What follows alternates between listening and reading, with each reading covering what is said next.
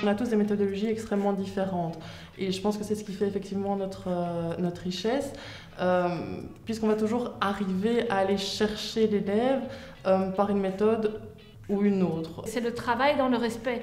Les élèves sont là parce qu'ils ont, ils ont une demande, ils ont un but, et nous on a les outils pour atteindre ce but et on fait un bout de chemin ensemble. On commence par un minimum de théorie, une série d'exercices résolus en classe, et puis on passe aux travaux dirigés, où ce sont les élèves qui s'investissent d'eux-mêmes. Leur apprendre à s'organiser, à être indépendant et, et à travailler, il n'y a pas de miracle. C'est du coaching individuel.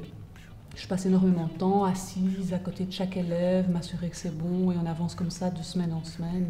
Là, il ne s'agit plus de donner cours à tout le monde de la même façon, il s'agit vraiment de prendre chacun et d'essayer de l'amener vers la réussite.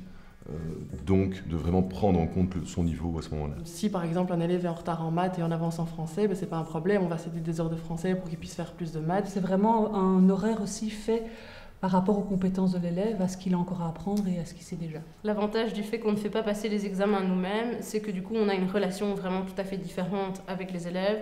C'est un rapport de confiance, d'entraide. S'il a réussi, on a réussi. S'il rate, on a raté avec lui. Donc on a une évaluation directe de notre travail aussi qui nous revient dans la figure. Et on a une obligation d'être bon. Ça permet de réagir rapidement et de pouvoir mettre en place des choses spécifiques en fonction de chacun d'entre eux, quoi.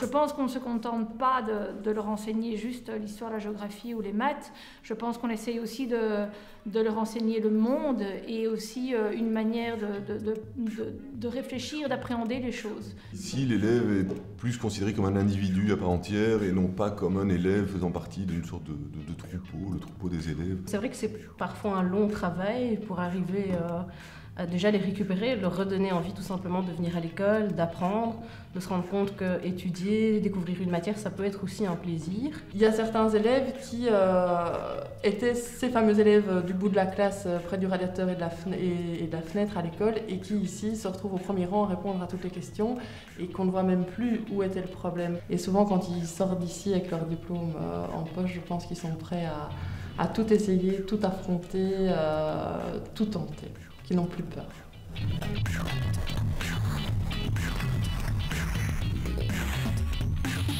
En un mot, plaisir. C'est un subtil mélange de rigueur et de décontraction. 2, je peux. Culture de la différence. L'humanité. J'ai envie de dire la tolérance. Je pense que ça représente une forme d'épanouissement. Que du bonheur.